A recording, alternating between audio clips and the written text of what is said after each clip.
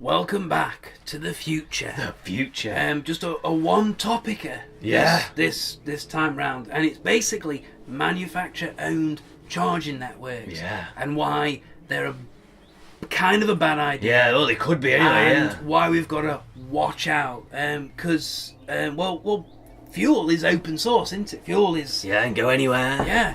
It's pop your nozzle in. It's always the same. Almost always. I mean, I've never heard of anything bespoke with petrol square station nozzles or whatever. Nothing like that. Yeah. You know, it's that your barrel of oil goes in a car. Yeah. It will get in there somehow. Not so easy, because when you go to a charging station, it isn't like a couple of bare electric wires of electricity falling out, and you just squirt it into the car. And it is worrying. It's really worrying, because all a car manufacturer has to do is dominate a charging network, and it basically means you're not going to be able to buy anything but their car if it's an electric. And I think you can talk about, well, what sort of brought this to our mind, wasn't it, is obviously Tesla, which we hadn't really thought about. I mean, Tesla's the obvious one, but that's not the one that sparked the conversation, really. That was more post-Dieselgate, isn't it? Volkswagen Group, or whatever you want to call it, they have now got, well, there's a kind of sort of like falling on their sword, is they're now going to roll out, they're going to pay for a charging network, a nationwide charging network. And we've sort of rather cynically said, will that nationwide be all across Germany, and it'll all be, I mean, once they've done that, special charges for Volkswagen Golf, or Volkswagen will charge quicker, or you can have, you don't have to carry silly adapters. It's just, this is your Volkswagen plug. It's in the shape of a VW logo. You just plug it in, and there you go. I mean, I'm not going to level it at the VAG. Toyota could probably do the same, because Toyota's these big companies. They're the two big ones. They've got the money VAG, to do it, haven't they? They've got the money to say we can take a bath on this. Is that the correct loss term? leader. And just roll something out. And like you say, once you're there and you've got it, and you can dictate who can charge at your charging stations, who can't, we're in big trouble. Absolutely. And a lot of people are going to hear us saying this, and they're going to go, well, there's regulation to stop people doing that, and it's not possible, and whatever. It is tricky to make a plug bespoke. That's difficult to do, and with adapters and things like that. But what a manufacturer can do is they can do a lot of sneaky things below the surface, and that's mainly on speed of charge. And what's going to be really easy for any manufacturer to do here is implement a charging network, and then conveniently they find out that with their vehicles they can actually they've honed it. They've honed it because we happen to build both the car and the charging station. Would you know? We just so happens that the latest model and the back models, because we'll update the software and everything like that, Might all as well charge in half an hour. Rather than in an hour and a half for all you other plebs that are using adapters and everything else. There is no regulation on a charging station that means it has to fulfill any kind of criteria. Well, look at Tesla. I mean, Tesla is like, here's your Tesla, you got free charging up and down supercharger network. I mean, what's stopping VW?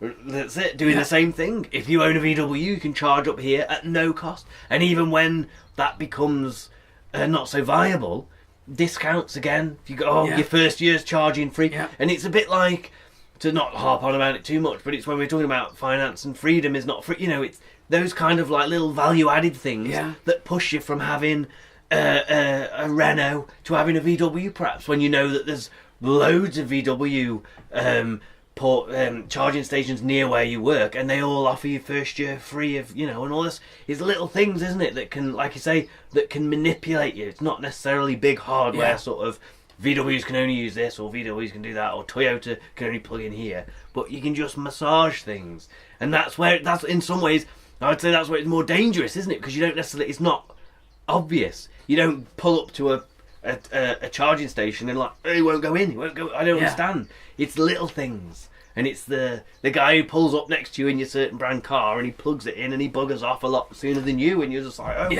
And it can be smaller things than that. An issue with charging is the wait time and what you're going to do with that wait time, and that's a huge commercial opportunity for people, true. because the chances are you're probably going to want to eat. That's what most people want to do, and that gives opportunity to basically put a cafe on the side of charging stations. Now imagine I drive in, I've got a Volvo or something like that, and I go and the charger goes in, great, go through the phone, and that's all cool, and the charging rate's going really fast. So I've got half an hour wait, and I walk in, and the coffee is sky high, because it's kind of like a motorway service station.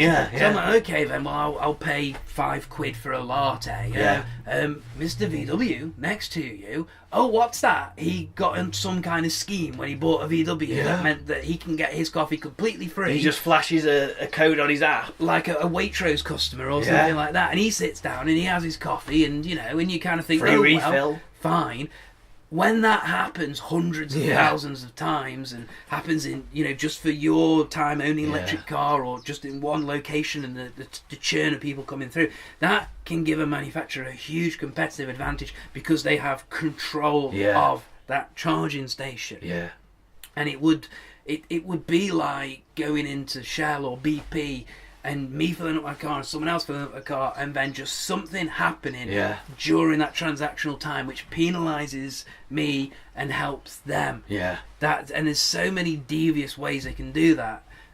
Tesla at the moment are the only manufacturer that has a bespoke charging network, and they get away with that because Tesla gives up its patents. That's the deal that Tesla has made. So Tesla share their battery technology and autonomous driving technology and things like that with other manufacturers. Therefore, other manufacturers and the government forgive the fact that Tesla deliver the charging network on top of that.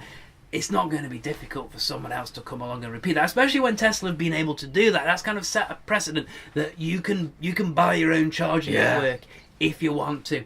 Toyota could just as easily come along and say, well, we'll give up some patents, or we'll do X, Y, Z, or maybe, I don't know, pay some environmental penalty, we'll massage a bit, or do this, And like you say, as a loss leader, they will take a bath on it, whatever, and invest $1 billion or whatever it costs to do something like this, but knowing that in years to come you're just going to come back. It's like imagine you bought a car and you had to buy a brand tyre for it or something like that.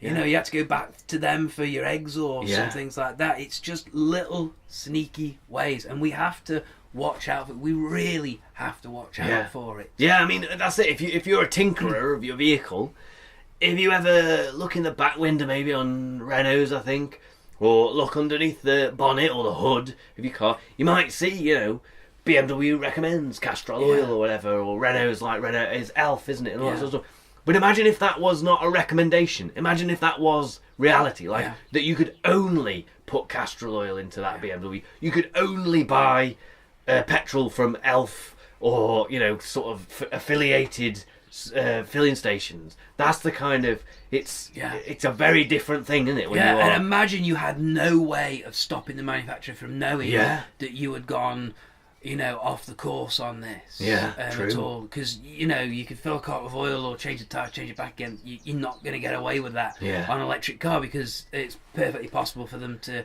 data all the time, log isn't it? every stop and work out where the electricity has come from every time it's squirted into the car and track all that data. It's a truly terrifying predicament, and it's all very well that we might be okay or America might be okay.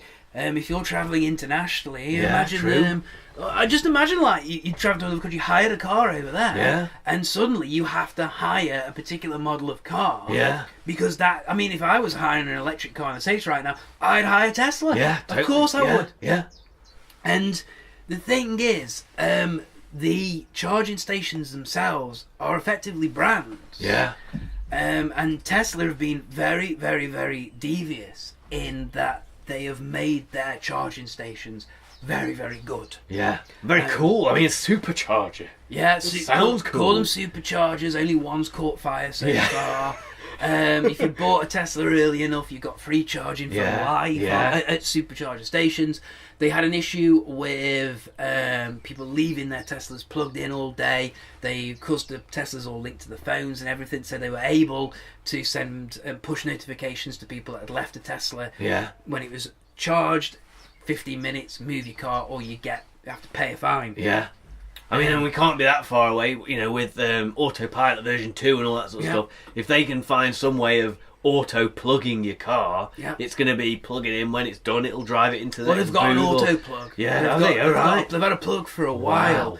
It would just be a case of shuffling the cars. They've got a plug which can find the slot and charge your car up. And I have a picture in my mind of this robot going like clunk into the side. You go, it's like scratching down. It's horrible. It looks like this kind of worm. Yeah, that's kind of like a shower tube with this spike on it. I, for one, welcome our supercharger overlords. Absolutely terrifying. And it is little things like that. You could pull up at a charging station, charge your car up. It might boot you off the system in favour of someone else. Yeah. It might tell you your car's charged when it's not really charged, and then they can claim all kinds of excuse about how in the code. How are we supposed to know when your Toyota's charged because we're a VW? Toyotas, so how are we supposed to know? That's it. Why don't you come up with a common communication thing which will take like 20 years to actually become a thing? It'll be a standard bus system, and all that.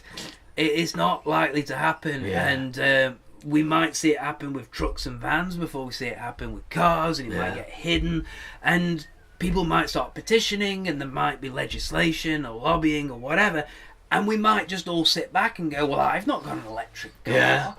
I don't really understand. I don't mind what happens. Don't you just plug it into the power and get on with it? What's the big problem? And at home, you're probably not going to have a problem. The problem is when you make that journey out, and just like now, where you're pulling a service station and you go, why is petrol so expensive at the service station? And it's because they got you by the short and curlies, haven't they? That's what they've done. Yeah, I mean, that's it. Make no mistake. It is a wild west out there. You might not realise it, but that's it. There's a fighter brewing. If it hasn't already kicked off, well, it's sneakily first blood, you could say, is Supercharger and Tesla, and who knows what's going to happen next. But it's not going to be pretty, I don't think. And it, like I say, a lot of it go unnoticed. If you don't have the app, if you're not doing it, you might not understand.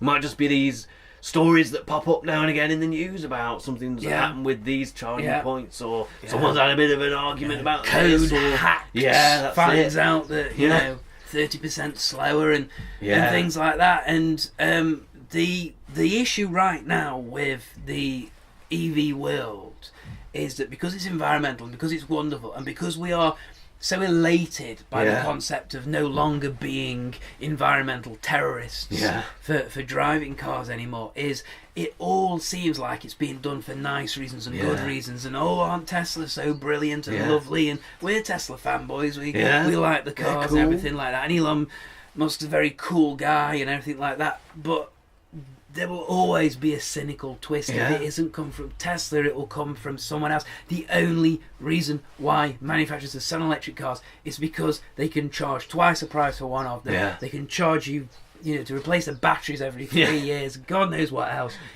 And they can potentially start to dominate this network. So we need to have our eyes and ears very much peeled. Peeled back, ready. We need to be alert.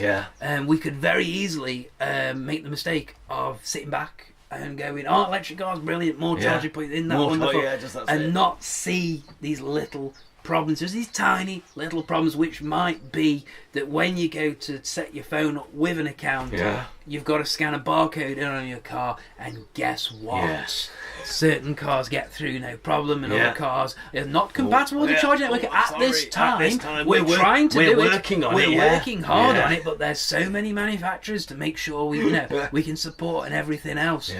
Because it's not just squirting electricity in. You put the plug in, it does clever science things. We don't know what they are, but magic science things happens. It's not just that petrol goes down a tube. It's stuff. It has to communicate with the car. It has to charge at the fastest rate it possibly can. There's a lot going on.